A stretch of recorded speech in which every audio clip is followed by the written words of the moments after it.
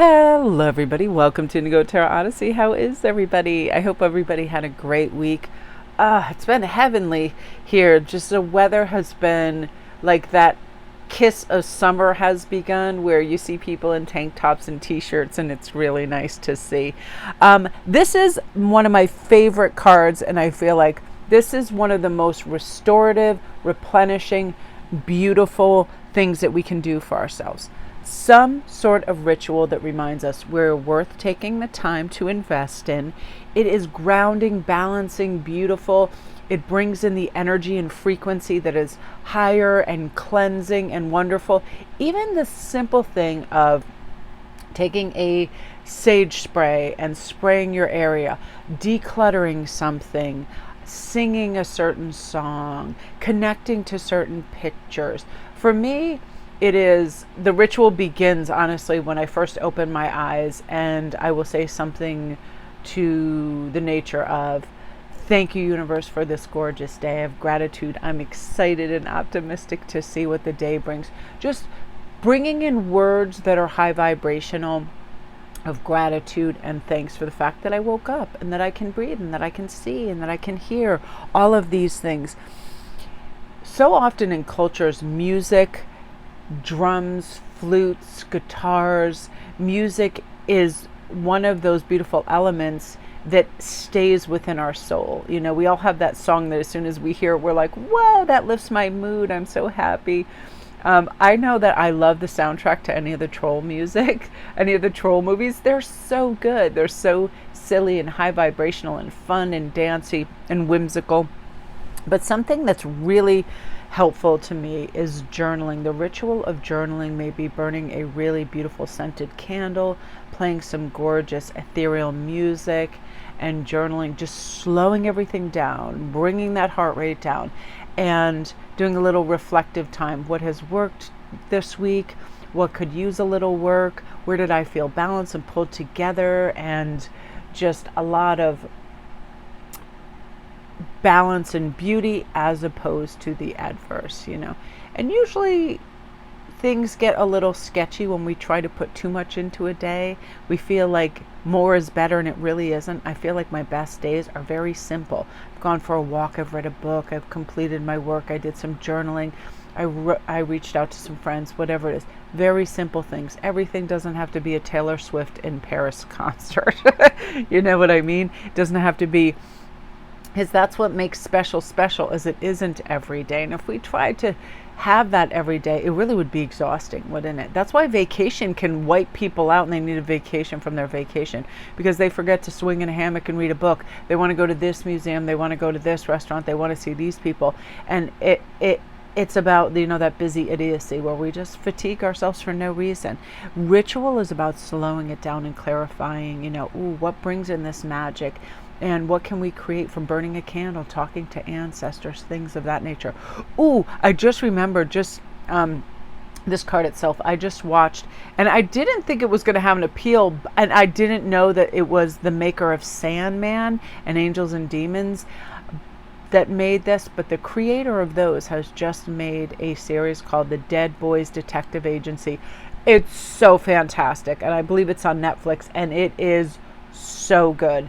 And it's basically these two boys that haven't passed on, so they're able to help all the ghosts and psychics and other people in the earthly realm. And it's got everything. It's got witches and fairies, and it's the most fantastic thing. I just love it. So yeah, if you can get a chance to check that out, it's amazing. But they reminded me of some of the rituals in this that different people do to create calm and balance and connect to our ancestors. So let's get into secrets. I like this card because it reminds us that sometimes when we think that we've said something or done something or whatever, and we think, oh, I'm not going to share that. I'm not going to share that because other people think I'm boasting, or other people think, oh, I'm bad or whatever. Just say you had a bad night and it was very emotional, and you ate a box of Pepperidge Farm cookies or whatever, and you think, oh my God, that's so shameful, I'm not going to tell anybody, and you just kind of bury these. I think it is a very important time to have a wonderful confidant, someone who loves us unconditionally, and we share these things and unburden ourselves. I find the more that I age, the more balanced I am, and I don't feel like I need to have secrets, or I do things that are overly impulsive or whatever. Another thing in that series, the Dead Boys Detective Agency, the kids had to work through when they were going to go and retrieve someone from hell. This one guy, he had to go through the room of lust, he had to go through the room of gluttony, and it was really interesting, because I thought a lot of people do suffer from these ailments. They call the 7 deadly sins or other sins, where they